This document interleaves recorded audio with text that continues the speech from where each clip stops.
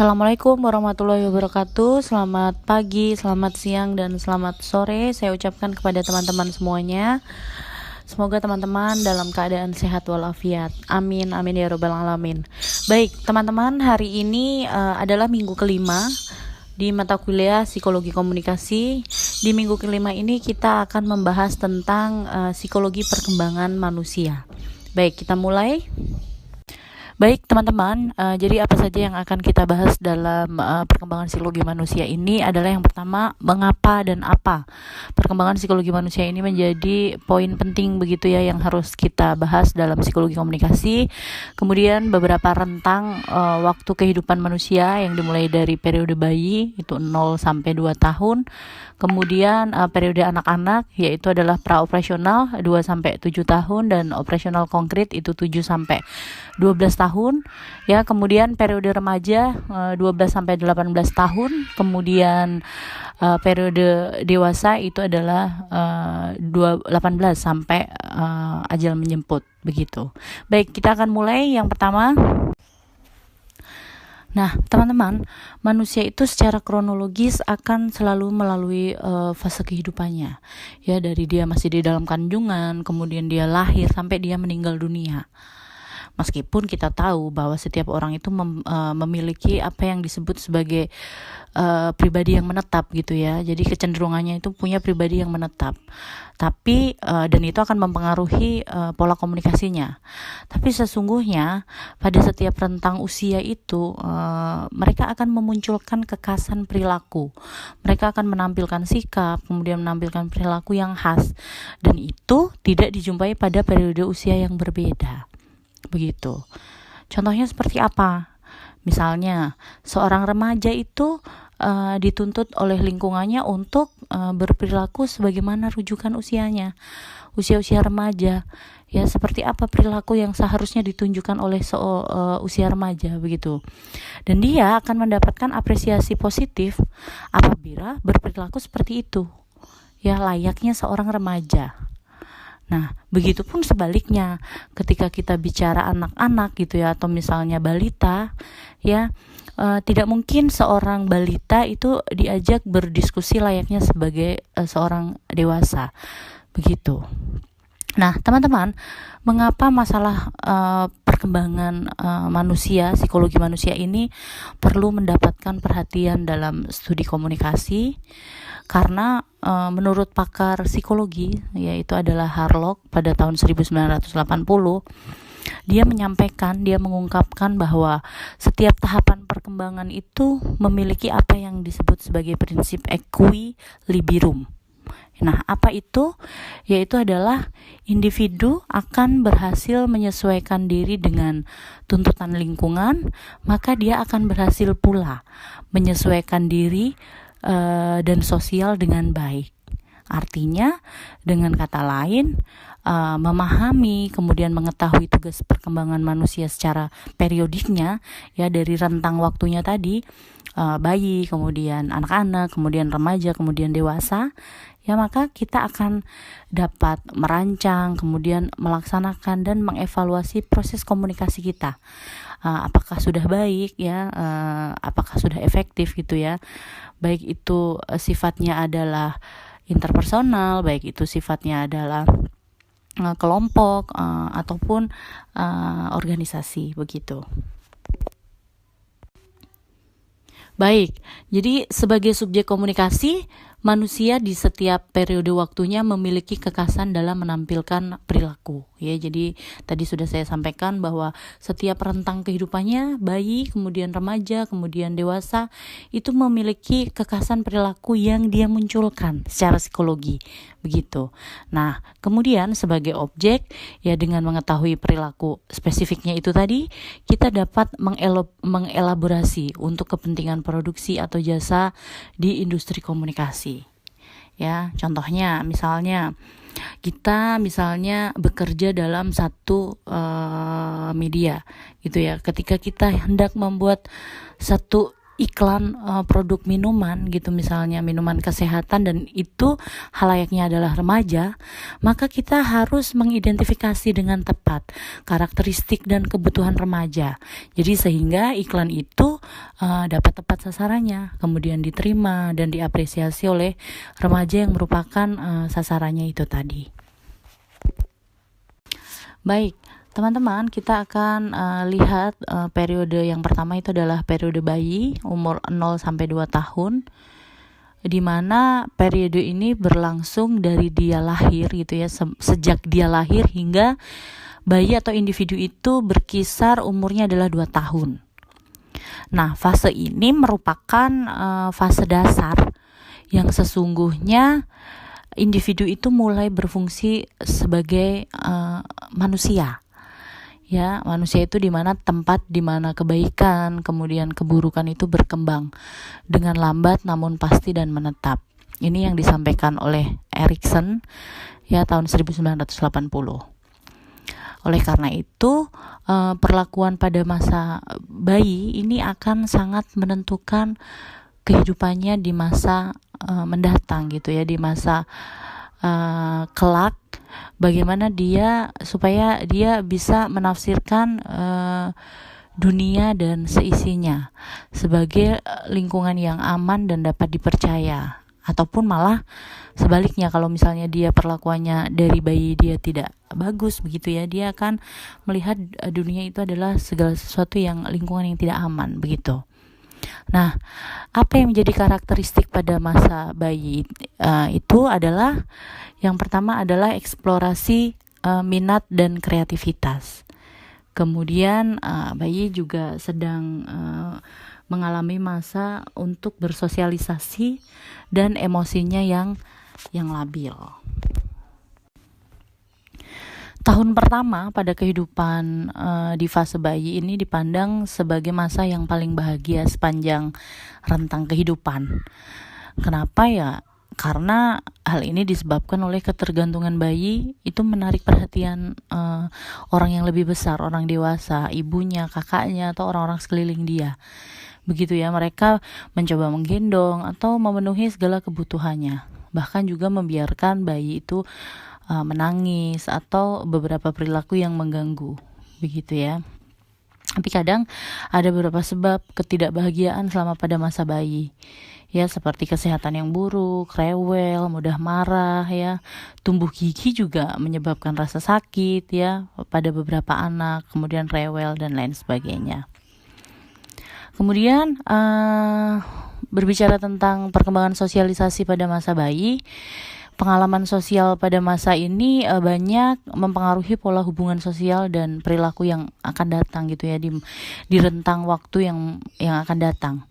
Jadi sebenarnya hanya sedikit bukti bahwa sikap sosial, kemudian sikap antisosial pada masa berikutnya itu merupakan sikap bawaan. Itu hanya sedikit bukti. Ya, bahkan seseorang menjadi introvert ataupun ekstrovert itu lebih banyak dipengaruhi oleh pengalaman-pengalaman pada awal sosial mereka gitu, pada masa-masa sosial sebelumnya. Ya, di mana ini biasanya ya terjadi di rumah. Kemudian emosi pada bayi, ya, emosi yang labil itu maksudnya adalah pola emosi pada bayi itu didominasi dengan emosi yang sebenarnya emosi menyenangkan dan emosi yang tidak menyenangkan begitu ya. Jadi bagi bayi yang mendapat perawatan fisik yang bagus, kemudian kasih sayang dari orang-orang sekitarnya, itu akan mempengaruhi emosinya, ya, emosi senang dia gitu ya. Sedangkan kondisi sebaliknya juga begitu ya. Jadi bayi menunjukkan emosi yang tidak senang, sering nangis dan mudah marah begitu nanti orangnya adalah karena bayi ini tidak bahagia begitu, atau dulunya sering sakit-sakitan dan lain sebagainya. Nah, kondisi yang demikian juga mempengaruhi kebahagiaan orang tua ataupun orang-orang sekitar dia. Jadi dalam kondisi tertentu orang tua menjadi tidak sabar, kemudian merasa proses merawat bayi ini menjadi beban bagi mereka. Dan tentu saja reaksi emosi yang tidak senang ataupun tidak sabar dari orang tua ini tadi, ini selanjutnya akan berpengaruh terhadap emosi pada bayi. Nah, kita lanjutkan untuk yang kedua adalah periode anak-anak. Fase ini berlangsung antara usia 2 hingga 12 tahun. Dan di masa ini anak-anak mengalami 2 subfase perkembangan secara kognitif. Yang pertama adalah pra-operasional, umur 2 sampai dengan 7 tahun, dan operasional konkret, umur 7 sampai 12 tahun. Di mana pada subfase pra-operasional anak mengalami proses belajar menggunakan bahasa. Ya, jadi mereka sudah belajar menggunakan bahasa, ada bahasa-bahasa baru yang mereka dapatkan dan lain sebagainya. Kemudian mereka juga menggambarkan objek dengan imajinasi dan kata-kata. Ya, berpikir egosentrisme juga pada fase ini. Ya, jadi mereka sulit menerima pandangan dari orang lain. Ya, kadang-kadang apa yang sudah menjadi pemikiran dia gitu ya, itu yang akan mereka ambil. Jadi mereka sulit menerima pandangan dari orang lain. Kemudian pada usia 7 tahun ya, mekanisme pemenuhan kesejahteraan psikisnya masih identik dengan periode bayi. Nah, sedangkan pada subfase operasional konkret, anak itu akan melewati beberapa tahapan juga. Yang pertama adalah kemampuan berpikir logis mengenai objek dan kejadian yang terjadi di luar gitu ya. Kemudian kemampuan mengklasifikasikan objek menurut beberapa tanda dan mampu menyusunnya dalam suatu seri berdasarkan satu dimensi, seperti ukuran dan lain sebagainya gitu ya. Nah, di samping itu dalam rangka pencapaian kesejahteraan psikisnya, maka individu pada usia 7 tahun sampai 12 tahun ataupun 11 tahun gitu ya, mereka akan berusaha menyelesaikan tugas-tugas perkembangan juga. Ya, seperti apa tugasnya? Yang pertama, mereka mencoba untuk mempelajari keterampilan fisik. Ya, yang biasanya kita perlukan untuk bermain begitu ya, bermain permainan secara umum gitu.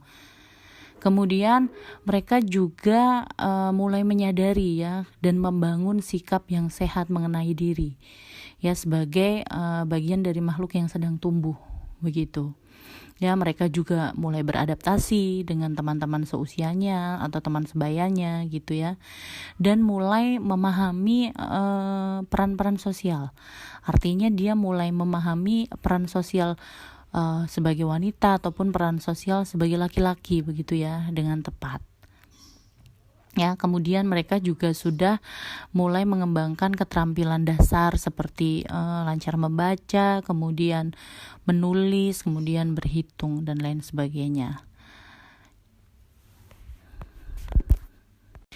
Baik, selanjutnya adalah periode remaja, di mana fase yang berada pada kisaran usia 12 hingga 18 tahun ini merupakan periode atau fase manusia yang sangat penting. Ya, mengingat di kurun waktu ini terjadi rangkaian peralihan dan perubahan gitu ya, baik secara fisiologis dan psikologis ya, dan itu secara ekstrim karena memperantarai masa anak-anak dan menuju dewasa gitu ya.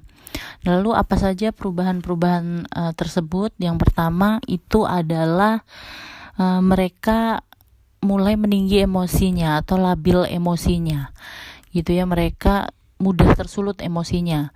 Mungkin bagi sebagian orang dewasa ada satu masalah tertentu itu biasa saja, tapi berbeda ditanggapinya oleh remaja gitu ya. Kemudian mereka juga mulai menyukai hal-hal yang berbau seksualitas. Mereka sudah mulai menyukai lawan jenis gitu ya, perempuan menyukai laki-laki, laki-laki menyukai perempuan. Ya, kemudian pada fase remaja ini dimulai dengan kalau perempuan itu adalah menstruasi, kemudian bagi laki-laki mungkin terjadi mimpi basah dan lain sebagainya. Kalau bicara tentang fisiologis gitu ya, berbau fisik gitu ya, perempuan atau wanita itu mungkin sudah di fase remaja ini mereka tumbuh payudara. Nah, untuk yang laki-laki mungkin ada jakun dan lain sebagainya itu. Kemudian mereka juga merasakan dilema tanggung jawab, dilema tuntutan kebebasan gitu ya, dan mereka kadang-kadang mencoba menghindari tanggung jawab sebagai wujud dari keraguan diri ya, untuk dapat mengatasi pilihan-pilihan yang telah diambil. Perubahan nilai di masyarakat itu juga terjadi di periode remaja. Nah, teman-teman, di fase remaja ini dikatakan juga oleh seorang pakar psikologi yaitu Harlock, itu sebagai kurun waktu yang banyak menuai masalah. Ya, jadi mereka juga berusaha untuk mencari identitas dan jati diri. Kemudian masa-masa yang menakutkan dan menafsirkan kenyataan bukan sebagaimana adanya, melainkan dengan apa yang diharapkannya, begitu. Ya, oleh karena itu pada masa periode ini seorang remaja itu sebenarnya diharapkan untuk dapat menyelesaikan hal-hal yang berkaitan dengan peran sosial sebagai jenis kelamin gitu di masyarakat, bahwa perempuan harus seperti apa, laki-laki harus seperti apa. Kemudian pencapaian hubungan baru dan yang lebih matang dengan teman sebayanya gitu ya, baik teman sesama jenis ataupun berbeda jenis begitu ya, sama-sama teman perempuan ataupun teman laki-lakinya misalnya. Kemudian diharapkan di masa periode remaja ini juga mencapai perilaku sosial yang bertanggung jawab.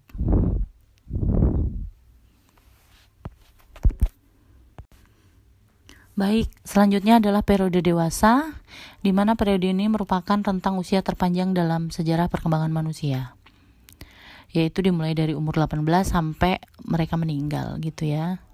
Dan di dalam periode dewasa ini kita diklasifikasikan dalam 3 subperiode, yaitu dewasa awal, dewasa madya, dan dewasa akhir. Nah, pada dewasa awal itu adalah masa-masa yang terletak pada rentang usia 18 sampai 40 tahun, di mana masa-masa dewasa awal ini juga mempunyai kekhasan perilaku yang dimunculkan. Karena ketika kita bicara masa dewasa awal, ini merupakan suatu masa penyesuaian terhadap pola-pola kehidupan yang baru dan harapan sosial yang baru. Ya, dan di masa dewasa awal ini merupakan kelanjutan dari masa remaja. Jadi ciri-cirinya pun tidak beda jauh begitu dengan masa remaja. Ya, ada yang menyampaikan bahwa masa dewasa awal ini sebagai usia-usia yang reproduktif. Ya, karena ditandai dengan misalnya mereka sudah mulai membentuk rumah tangga, mereka sudah mulai berkomitmen dengan orang lain. Ya. Nah, pada masa ini khususnya perempuan atau wanita ini sebelum umur atau usia 30 tahun ini merupakan masa-masa yang reproduksi ya, di mana wanita ya siap menerima tanggung jawab sebagai seorang ibu ya, dan alat reproduksi pun juga tingkat kematangannya tinggi gitu, dan mereka siap melakukan reproduksi atau misalnya mereka sudah siap untuk mempunyai anak dan lain sebagainya. Kemudian di masa dewasa awal ini kita juga sebutnya sebagai masa-masa bermasalah juga, dan pasti setiap masalah dalam kehidupan manusia itu ada, dan termasuk di masa dewasa awal ini. Karena di masa dewasa awal ini seseorang itu harus banyak melakukan kegiatan penyesuaian diri dengan kehidupan perkawinan gitu ya. Mereka sudah mulai berkomitmen, jadi yang sebelumnya di masa remaja itu mereka hidup seorang diri, ya di masa dewasa awal ini sudah mulai harus adaptasi dengan kehidupan perkawinan. Kemudian mereka mempunyai anak, jadi mereka juga harus berperan sebagai orang tua. Bahkan di lingkungan pun mereka sudah dianggap sebagai orang yang dewasa begitu. Baik, yang selanjutnya adalah periode dewasa madya, di mana rentangan usianya adalah antara 40 sampai 60 tahun. Dan orang biasanya menyebutnya sebagai masa tengah baya gitu ya, atau setengah madya. Dan di masa tengah baya ini karakteristik yang dimunculkan hampir mirip begitu ya dengan masa remaja. Ya, khususnya usia setengah baya ini sama dengan posisi masa remaja. perubahan-perubahan fisik, kemudian psikis juga terdapat kesamaan antara dua masa kehidupan ini.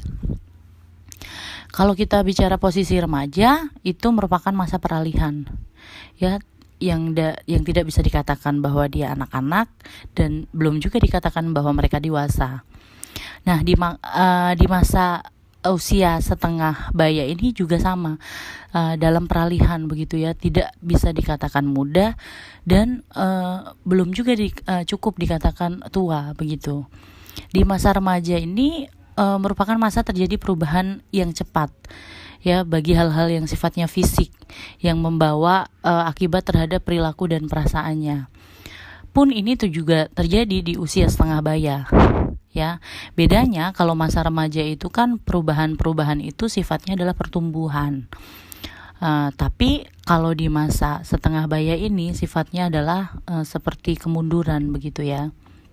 Ya, tapi mereka memunculkan sikap-sikap yang sama seperti perasaan canggung, kemudian bingung dan lain sebagainya. Ya, kalau Anda lihat PowerPoint Anda di slide 7 itu ciri-ciri dari periode dewasa awal itu banyak sekali bisa Anda baca ya. Salah satunya adalah masa-masa transisi.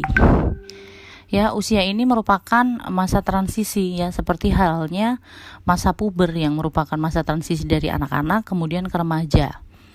Ya, di mana pria dan wanita meninggalkan ciri-ciri jasmani dan perilaku masanya dan memasuki periode dalam kehidupan yang diliputi oleh ciri-ciri jasmani dan perilaku yang baru. Kemudian usia-usia madya ini juga merupakan periode yang sangat ditakuti.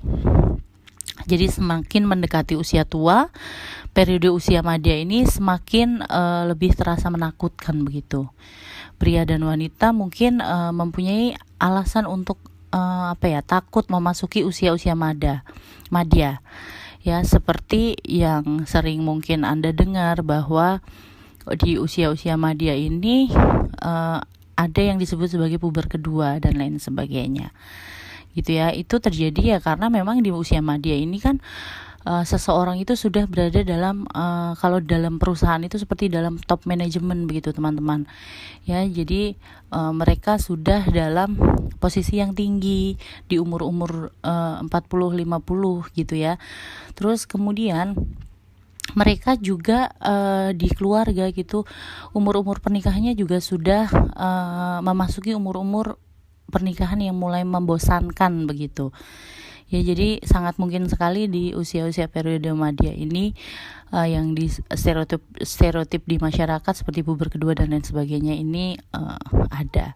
Dan juga kalau kita bicara tentang fisik itu ya, untuk yang perempuan mulai mulai berhentinya reproduksi begitu ya. Jadi ada yang disebut sebagai menopause dan lain sebagainya. Kemudian usia madya ini adalah masa-masa yang stres begitu ya, bahwa penyesuaian diri secara radikal terhadap peran dan pola hidup itu berubah gitu ya, khususnya dengan perubahan fisik tadi yang saya sampaikan.